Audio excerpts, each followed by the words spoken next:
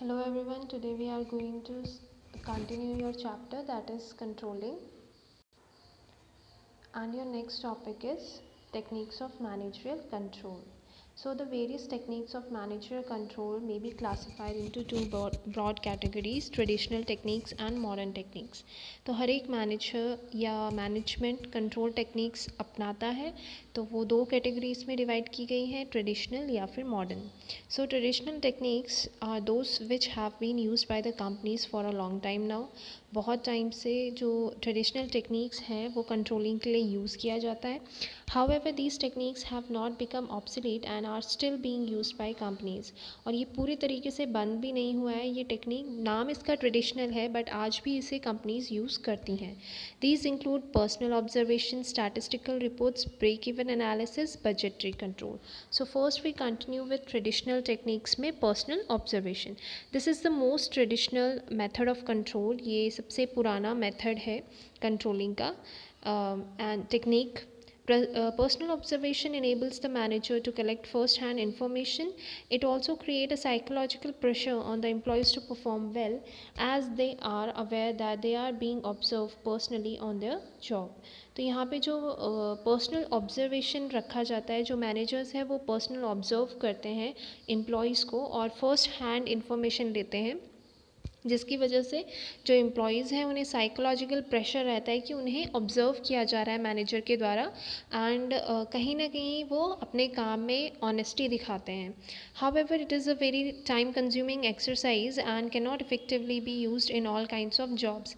हालांकि ये बहुत टाइम कंज्यूमिंग है, टाइम को बचाता है, लेकिन कहीं ना कहीं बहुत सारे जॉब्स ऐसे होते हैं जिसके लिए पर्सनल ऑब्जर्वेशन सही नहीं होता या उससे नहीं कर पाते कंट्रोलिंग. ठीक है.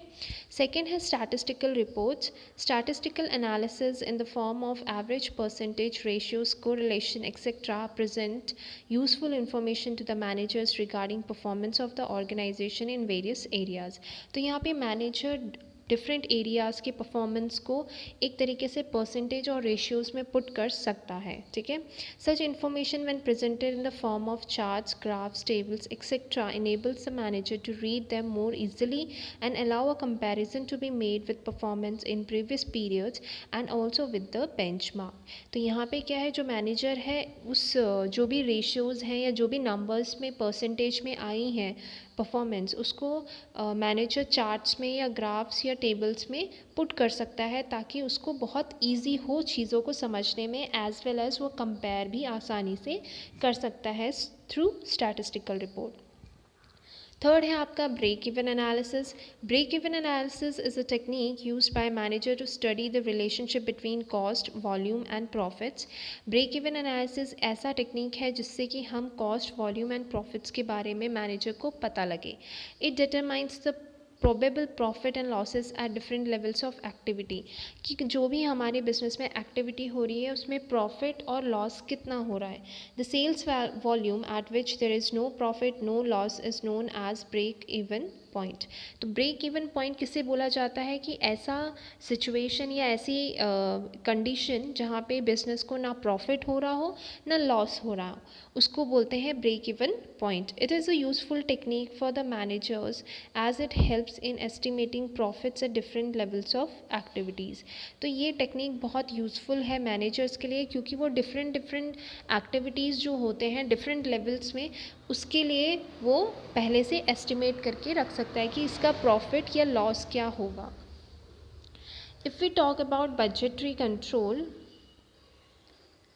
budgetary control is a technique of managerial control in which all operations are planned in advance in the form of budgets and actual results are compared with budgetary standards.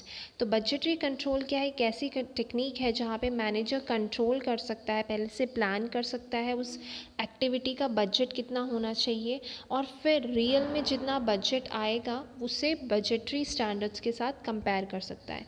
This comparison reveals the necessary actions to be taken so that organizational objectives are accomplished. और इसकी वजह से जो manager है वो compare कर सकता है रियल में उसे कितना बजट यूज़ किया है.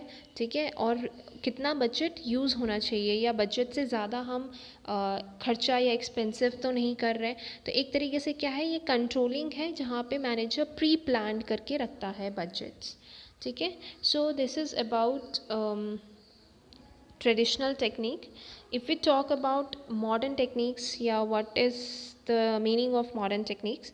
So modern techniques of controlling are those which are of recent origin and are comparatively new in management literature. These techniques provide a refreshingly new thinking on the ways in which various aspects of an organization can be controlled. तो जो modern technique है, क्योंकि इसका नाम modern है, तो आजकल की जो कंपनीज़ हैं या मैनेजमेंट है इस टाइप के टेक्निक्स को यूज़ करता है, क्योंकि इसमें न्यू तरीके से न्यू थिंकिंग जो लेके आया है ये कंट्रोलिंग का, ये इसमें आता है. So these includes return on investment, ratio analysis, responsibility accounting, management audit, TRT and CPM, management information system. So from first, that is return on investment, if we talk about first modern technique, it is a useful technique which provides the basic yardstick for measuring whether or not invested capital has been used effectively for generating reasonable amount of return. तो यहाँ पे हमें पता चलता है कि एक manager find out कर सकता है कि जितना हमने कैपिटल इन्वेस्ट किया है उसका हमें सही से रिटर्न मिल रहा है या नहीं. Return on investment can be used to measure overall performance of an organization or of its individual departments or divisions. तो इसकी वजह से रिटर्न ऑन इन्वेस्टमेंट की वजह से हम या तो डिपार्टमेंट्स या डिविजन्स का एक तरीके से हम फाइंड आउट कर सकते हैं परफॉर्मेंस, या फिर थ्रू आउट पूरे ऑर्गेनाइजेशन का भी हम परफॉर्मेंस फाइंड आउट कर सकते हैं. So it can be calculated as under return on investment equals to net income before interest and tax divided by capital employed. कि हमें टोटल इनकम कितना मिला है जब हमने इंटरेस्ट या टैक्स पे कर दिया है, ठीक है, and divide by total capital employed. So it is under the return on investment. Second is ratio analysis. I think this term is आपने ये टर्म आई थिंक अकाउंट्स में भी सुना होगा. Ratio analysis refers to analysis of financial statements through computation of ratios. मतलब जो भी business में एक तरीके से बोल सकते हैं एसेट्स या लाइबिलिटीज़ होती हैं, तो वो हम पुट कर सकते हैं रेशियोज़ में. The most commonly used ratios used by organization can be classified into the following categories. Liquidity ratios, ठीक है, solvency ratios, profitability ratios and turnover ratios. ये तीनों रेशियोज़ आपने अकाउंट्स में पढ़े होंगे. लिक्विडिटी रेशियोज़ मतलब हम कितनी जल्दी जो भी हमारे एसेट्स हैं उसे कितने जल्दी हम एक तरीके से बोल सकते हैं कि कैश में कन्वर्ट कर सकते हैं, ठीक है, एकदम short term solvency of business के टाइम में, ठीक है. Solvency ratios which are calculated to determine the long term solvency, मतलब कितने टाइम तक, काफ़ी लंबे समय तक हम उसे बिजनेस में बनाए रख सकते हैं. Profitability ratios calculated to analyze the profitability position of a business. कितना प्रॉफिटेबल है बिजनेस में, कौन सा पोजीशन है, साउंड बिजनेस है या नहीं है, उससे हमें पता चलता है profitability ratios. Turnover ratios are calculated to determine the efficiency of operations based on effective utilization of resources. तो हम जितना भी यूटिलाइज करेंगे रिसोर्सेज को, वो कितना हमें बेनिफिट देगा अगर हम इफ़ेक्टिव रिसोर्सेज को यूटिलाइज करते हैं तो. So these comes under ratio analysis. Next is your responsibility accounting. Responsibility accounting is a system of accounting in which different sections, divisions and departments of an organization are set up as responsibility centers. ठीक है, तो जो different departments होते हैं, divisions होते हैं organization के, वो एक तरीके से responsibility centers के तौर पे set up होते हैं. The head of the center is responsible for achieving the target set for his center. तो हर एक का अगर अलग अलग सेंटर बन जाएगा तो उसका एक हेड होता है जो कि डिसाइड करता है कि आपने उस सेंटर ने वो टारगेट अचीव किया है या नहीं किया है, ठीक है. सो responsibility centre may be of the following types. इतने टाइप्स के हो सकते हैं. कॉस्ट सेंटर, तो कॉस्ट सेंटर सिर्फ इतना देखेगा, वो रिस्पॉन्सिबल होगा कि इस सेंटर में कितना खर्चा आया है, कितना कॉस्ट लगा है, दैट्स इट, ठीक है। तो जितना कॉस्ट उसको दिया गया था उतने तक उसने खर्चा किया है या नहीं किया, उससे एक्स्ट्रा तो नहीं किया, उससे कम तो नहीं किया। तो ये सारी कॉस्ट से रिलेटेड कौन देखेगा? Cost centre. सेकेंड है आपका रेवेन्यू सेंटर। सो रेवेन्यू सेंटर क्या देखेगा? Primary responsible for generating revenues, कहाँ से रेवेन्यूज़ जनरेट हो सकते हैं या क्यों नहीं हो रहे हैं, ठीक है। तो ये ऐसा सेंटर है जो सिर्फ रेवेन्यू रिलेटेड सेंटर्स को या रेवेन्यू रिलेटेड चीज़ें ही देखेगा। थर्ड है प्रॉफिट सेंटर्स। तो manager is responsible for both revenues and cost. Profit centre ऐसा है जहाँ पे एक मैनेजर ये देखेगा कि हमारे पास रेवेन्यूज़ कितने आ रहे हैं, हमारे पास प्रॉफिट्स कितने आ रहे हैं, ठीक है। And fourth is investment centre. तो investment made in the centre in the form of assets. तो इन्वेस्टमेंट सेंटर ये देखता है, रिस्पॉन्सिबल होता है कि हमें जहाँ हमने इन्वेस्टमेंट किया है वहाँ से हमें प्रॉफिट कितना आ रहा है, ठीक है। तो डिफरेंट सेंटर्स होते हैं और वो सेंटर उसी चीज़ का रिस्पॉन्सिबल होता है जिनका उन्होंने रिस्पॉन्सिबिलिटी ली है, ठीक है। Next is your management audit. Management audit refers to systematic appraisal of the overall performance of the management of an organization. The purpose is to review the efficiency and effectiveness of management and to improve its performance in future periods. तो management audit क्या होता है? It is overall performance देखता है management का and organisation का। इसका main मकसद होता है कि वो मैनेजमेंट को और इफ़िशिएंट और इफ़ेक्टिव बनाए, जो परफॉर्मेंस है बिजनेस का उसे और अच्छा बनाए फ्यूचर के लिए। It is helpful in identifying the deficiencies in the performance of management functions. और कहीं ना कहीं ये फाइंड आउट करता है कि क्या प्रॉब्लम्स आ रही हैं जिसकी वजह से हमारा मैनेजमेंट अच्छा परफॉर्म नहीं कर पा रहा है, ठीक है। तो आप यहाँ पे पॉइंट्स देख सकते हैं कि इसका मेन एडवांटेज क्या है मैनेजमेंट ऑडिट का। तो फर्स्ट है it helps to locate present and potential deficiencies in the performance. कि मतलब अभी इस टाइम की प्रेजेंट की कौन कौन सी प्रॉब्लम्स हैं और कितने हमारे पास पोटेंशियल है, हमारे पास कितना पोटेंशियल है कि हम इस प्रॉब्लम को डिफीट कर सकते हैं या इसे सही कर सकते हैं। Second is it helps to improve the control system of an organization by continuously monitoring the performance of management. तो ये कहीं ना कहीं हमारे ऑर्गेनाइजेशन का कंट्रोल में हेल्प करता है क्योंकि हम लगातार इसे मॉनिटर करते हैं मैनेजमेंट के परफॉर्मेंस को। थर्ड है it improves coordination in the functioning of various departments so that they work together effectively towards the achievement of organizational objective. कि ये हेल्प करता है कोऑर्डिनेशन के लिए। फोर्थ है it ensures updating of existing managerial policies and strategies. जो day to day managerial policies and strategies change हो रही है वो ये मैनेजमेंट ऑडिट हेल्प करता है उसको अपडेट होने में, ठीक है। Next is your PRT and CPM. So PRT's full form is Program Evaluation and Review Technique and CPM is Critical Path Method. Are important network techniques useful in planning and controlling. These techniques are especially useful for planning, scheduling and implementing time-bound projects involving performance of a variety of complex diverse and interrelated activities. तो ये जो दोनों techniques हैं ये normally उन management के लिए use होती है स्पेशली फॉर प्लानिंग। जो हमने पहले से प्लान कर रखा है, शेड्यूल कर रखा है और उसको हम आगे चल के इम्प्लीमेंट करेंगे। मतलब एक टाइम बाउंड प्रोजेक्ट है जिसको एक पर्टिकुलर टाइम पे ख़त्म होना है, उन प्रोजेक्ट्स को ये कंट्रोल करता है, ठीक है। These techniques deals with time scheduling and resource allocation for these activities and aim at effective execution of projects within given time schedule and structure of cost।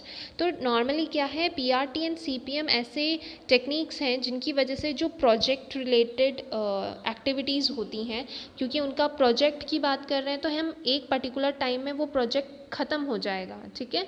तो उस प्रोजेक्ट को ये कंट्रोल करता है, एफिशिएंसी देखता है, एग्जीक्यूशन चल रहा है, काम नहीं चल रहा है, इफ़ेक्टिवनेस देखता है, रिसोर्सेज अवेलेबल है या नहीं है, ये सारी चीज़ें वो देखता है, ठीक है।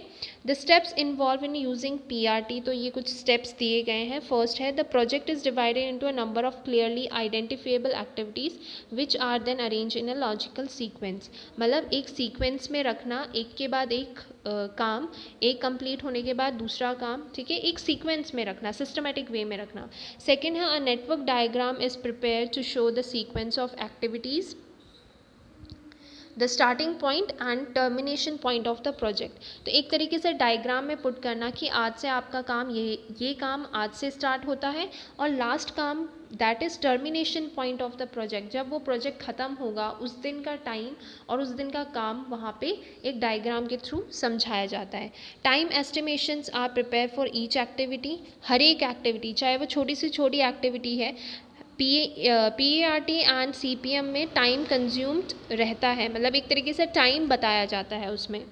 फोर्थ है the longest path in the network is identified as the critical path. It represent the sequence of those activities which are important for timely completion of the project and where no delays can be allowed without delaying the entire project. तो जो सबसे लंबा रास्ता होता है उसको बोलते हैं क्रिटिकल पाथ, जिसकी वजह से टाइम बहुत ज़्यादा लगता है प्रोजेक्ट में, उसको आइडेंटिफाई किया जाता है और उन कामों को सबसे पहले किया जाता है जो कि बहुत ज़्यादा इम्पॉर्टेंट है।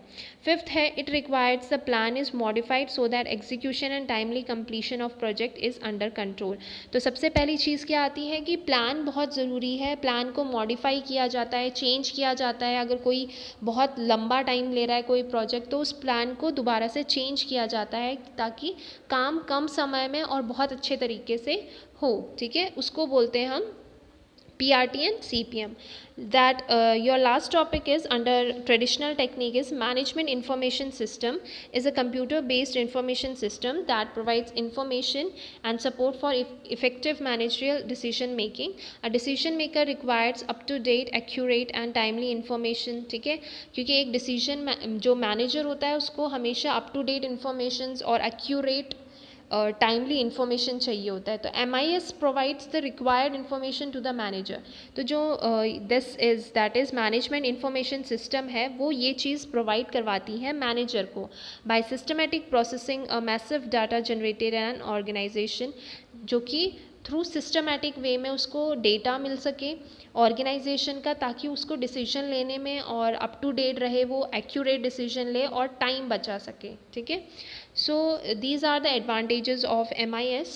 It facilitates collection, management and dissemination of information at different levels of management and across different departments of the organization. तो चाहे वो कोई भी लेवल हो, चाहे वो कोई भी डिपार्टमेंट हो, वो फैसिलिटेट कर सकता है मैनेजमेंट का इंफॉर्मेशन लेना, कलेक्ट करना इंफॉर्मेशन। सेकेंड है it supports planning, decision making, controlling at all levels. और क्योंकि उसे हर जगह से इंफॉर्मेशन मिल रही है, हर डिपार्टमेंट से, हर डिफरेंट लेवल से, तो उसको प्लानिंग और डिसीजन मेकिंग और कंट्रोलिंग में बहुत आसानी होती है। थर्ड है it improves the quality of information with which a manager works. Obvious सी बात है कि क्वालिटी ऑफ इंफॉर्मेशन बहुत अच्छी हो जाती है ताकि उसको डिसीजन लेने में आसानी हो। It ensure cost effectiveness in managing information. Cost बहुत इसमें ज़्यादा लगता नहीं है, इसलिए क्या है, बहुत ही एक तरीके से बोलते हैं एडवांटेजेस हैं। It reduces information overload on the managers as only relevant information is provided to them. तो unnecessary information उनके पास नहीं जाती है मैनेजर के पास, जो important information है वही जाती है, जिसकी वजह से information overload नहीं होता है। तो ये क्या है advantages of MIS. If you have any doubts regarding the techniques of controlling by managers, you can freely ask me. Thank you everyone.